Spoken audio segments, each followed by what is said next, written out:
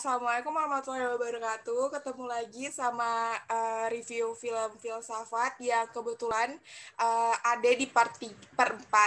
Nah, di part 4 ini kita nge-reviewnya nggak sendirian, nggak kayak di part-part sebelumnya. Jadi di part 4 ini ada kelompok 9 yang akan mereview 4 film. Izinkan saya untuk memperkenalkan dulu anggota-anggota dari kelompok 9. Yang pertama itu ada Amalia Nur Azizah, yang kedua ada Tania Karisma Putri. Halo guys, selamat malam. Terus yang ketiga ada Ade Delvia Agatha. Terus yang keempat ada Aurora Salsabila Masar. Dan yang terakhir ada aku, Divka Fatia Maiska. Next slide. Oke, di part 4 kali ini seperti yang udah aku jelaskan di awal bahwa kita akan mereview film, yaitu yang pertama ada film PK, yang kedua ada Three Idiots, yang ketiga ada The Inception, dan yang terakhir ada Da Vinci Code. Nah, di film-film ini bakal kita review apanya sih? Yang pertama udah pasti kita review alur ceritanya.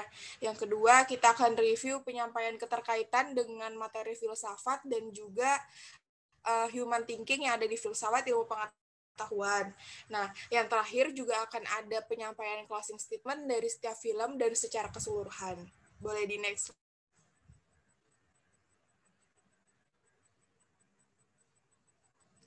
Oke, langsung aja kita ke film pertama. Film pertama ini ada PK. Untuk reviewnya sendiri itu akan direview oleh Amalia Nur Azizah. Nah, Amal ini juga akan mengaitkan materi filsafat ke dalam PK ini dan juga mengaitkan keterkaitan teori kebenaran dan juga human thinking yang ada di filsafat ilmu pengetahuan, teman-teman. Jadi untuk Amal share reviewnya ya. Silahkan. Oke, thank you Dita. Suara aku kedengaran atau enggak? Oke, jadi aku Kedengaran. jadi aku di sini bakalan nge-review film Bollywood yaitu berjudul PK. Jadi PK di sini itu adalah pemeran utama dari film tersebut. Nah, film ini tuh jika dikaitkan dengan filsafat ilmu pengetahuan, di situ PK adalah seorang alien yang sedang mencari kalungnya yang hilang. Nah, dalam pencariannya itu dia akhirnya menemukan sebuah petunjuk, yaitu petunjuknya adalah Tuhan.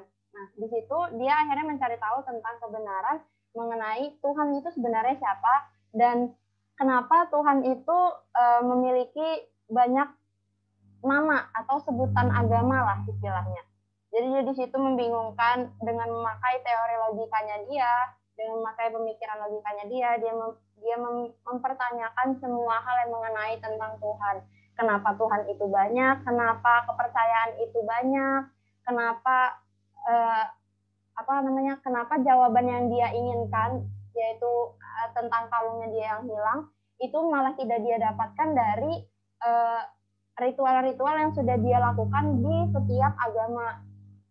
Dan pada akhirnya dia waktu itu dibantu oleh salah satu wartawan perempuan yang secara tidak langsung akhirnya dia juga jatuh cinta kepada wartawan itu. Dan di bagian akhir dia akhirnya mengetahui kalau ternyata Tuhan itu bukan tentang agamanya, tetapi tentang bagaimana jadi dia di situ memiliki pandangan Tuhan itu ada dua, yaitu Tuhan yang asli dan Tuhan yang replika manusia, yaitu tentang dibuatnya Tuhan karena berdasarkan sebuah agama. Jadi film PK ketika dikaitkan dengan filsafat itu akan menjadi cerita yang seperti itu. Namun kalau kita lihat lagi film ini karena bergenre komedi, jadi diracik dengan sangat unik dan kita nggak bakalan bosan untuk nonton film dengan durasi 2,5 jam. Mungkin segitu aja dari saya. Saya kembalikan ke Diva. Terima kasih. Oke, makasih Amal atas reviewnya cukup jelas, padat, dan bisa saya tangkap dengan baik. Jadi, aku mau ngasih kesimpulan lagi atau closing statement dari PK. Jadi, film PK ini memakai dua jenis human thinking yang ada di filsafat ilmu pengetahuan ya. Ada teologi thinking dan juga logic thinking, di mana ketika teologi thinking ini muncul, banyak orang yang masih mempertanyakan tentang keberadaan Tuhan ini melalui logic thinking yang mereka pakai. Itu terbukti ketika si PK ini mencari kebenaran Tuhan, mengapa Tuhan berbagai macam namanya dari setiap agama yang berbeda. Kemudian ketika ia mencari jawaban atas pertanyaan itu, dia juga jatuh cinta akan adanya Tuhan gitu. Jadi dia juga mempercayai dan mengakui kebenaran akan adanya teologi thinking yang ada di filsafat ilmu pengetahuan ya. Seperti itu yang mungkin yang bisa saya sampaikan. Next slide.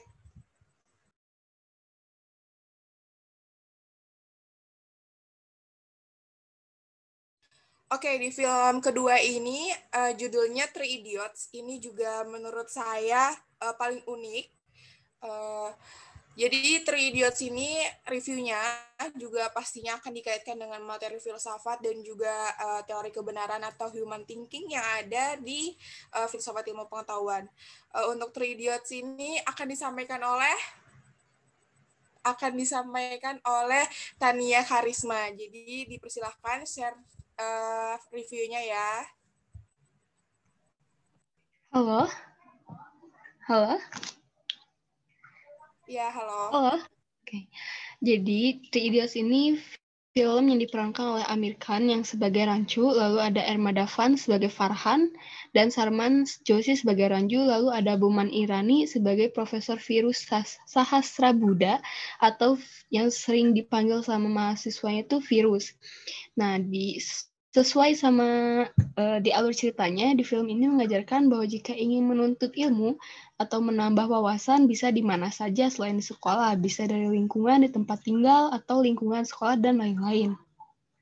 Di salah satu skin film ini, salah satu pemainnya, yaitu Rancu, menjabarkan tentang teknik itu apa dengan bahasa yang mudah dimengerti. Tetapi dosennya ini ingin penjelasan yang lebih ilmiah gitu, atau mungkin lebih sains gitu. Sehingga ia dikeluarkan dari kelasnya. Nah, menurut saya adegan ini itu seperti menunjukkan bahwa pemain tersebut berpikir secara logika yang mana dapat gampang dimengerti oleh pola pikir manusia. Sehingga menurut saya film ini mungkin menunjukkan bahwa bagaimana cara pola pikir manusia yang berpikir secara logika gitu. Nah, untuk closing statement-nya di film ini juga diberitahu bahwa siapa saja, setiap orang dapat dibebaskan untuk belajar apa saja, mau itu hal yang diminatnya ataupun tidak. Sekian review film dari aku. Oke, makasih Tania.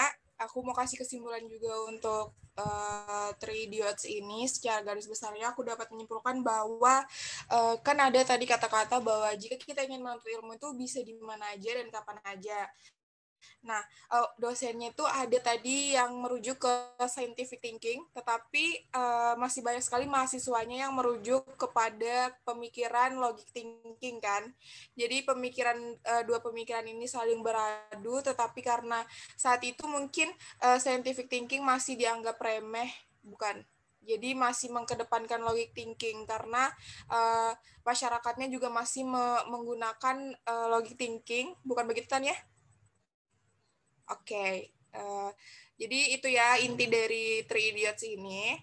Mungkin bisa di next slide, Ade.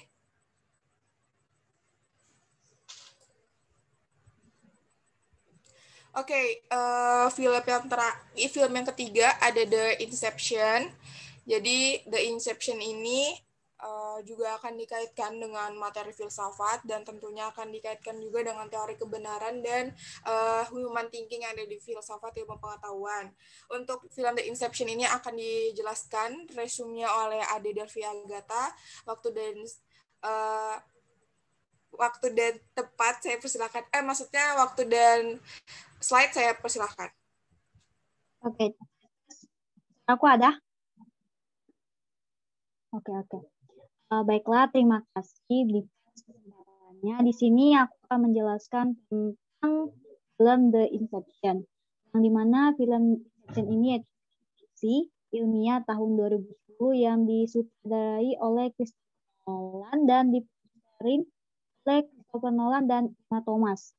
Yang naskahnya juga ditulis oleh sutradaranya. Film The Inception ini sebenarnya yang cukup unik karena dimana kita diahlikan dengan dua pemikiran, yaitu pemikiran yang realitas sama pemikiran yang dianggap sebagai khayalan. Kita berada dalam mimpi ataupun sebenarnya kita tuh dalam dunia nyata. Nah, kalau dari alurnya sendiri ini yang aku pahami yang dimana seorang aktor yang kita tahu itu Leonardo DiCaprio yang menjadi pemeran utamanya itu memiliki sebuah kelompok yang dimana nama-namanya itu ada Saito, terus itu ada Coop, ada Arthur, sama ada Emas. Nah, mereka ini membentuk suatu kelompok yang dimana mereka akan memasuki dalam dunia mimpi yang oleh suatu gasing yang disebut dengan momentum. Nah, ketika gasing itu berputar, maka mereka akan berada di dunia mimpi. Nah, jika gasing ini berhenti, maka mereka akan ke dunia nyata.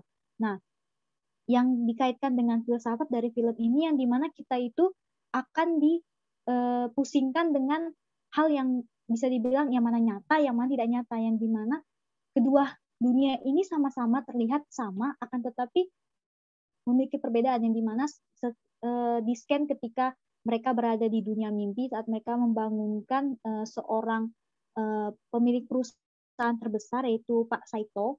Nah, di situ ketika mereka sedang melawan Pak Saito ini, mereka berada di dunia mimpi, akan tetapi di dunia nyata mereka baik-baik saja. Dalam dunia mimpi mereka terlihat terluka, terlihat sedang diserang oleh orang-orang, tapi di dunia nyata tidak, mereka dalam keadaan tertidur.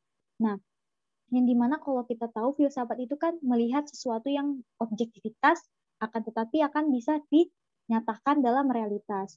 Nah, kalau yang dari teori kebenarannya sendiri itu, aku memahaminya dengan dua konsep, yaitu teori performatik dan teori intuisisme. Yang dimana kalau teori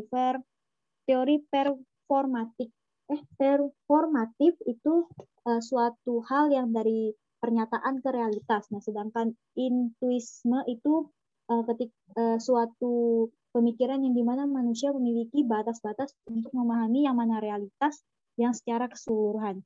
Itu mungkin yang dapat aku jelaskan. Aku kembalikan ke Dika. Terima kasih. Oke, sama-sama Ade. Jadi aku mau kasih kesimpulan secara garis besar lagi untuk film The Inception ini. Jadi film ini tuh memakai, kalau secara filsafat itu memakai dua pemikiran ya. Yang pertama ada mythology thinking dan juga ada common thinking. Nah, aku juga tadi udah ngedengar juga untuk iya kan common thinking? Dan juga mitologi thinking tadi aku bilang itu karena kan mitologi itu mitos, tapi karena ini film jadi ada lagi pemikiran-pemikiran yang dibuat karena adanya film tersebut, atau ada pemikiran yang mendasari film ini ada, yaitu tadi intuisi yang dimana seseorang itu tidak bisa membedakan mereka itu berada di dunia nyata atau di dunia mimpi kayak gitu kan. Jadi cukup jelas Adio untuk review filmnya. Terima kasih. Bisa next ke next slide dan juga next film.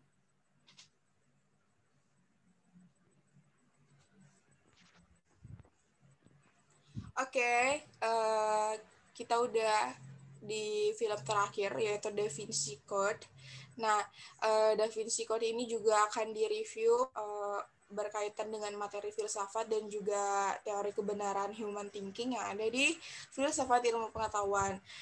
Film ini akan dijelaskan reviewnya pada Aurora Salsabila Masar. Waktu dan slide saya persilahkan. Terima kasih. Oke, kedengeran kah suaraku? Kecil, Ra, kalau di aku. Tes. Wih. Masih kedengeran nggak? Agak dekatin deh ngomongnya.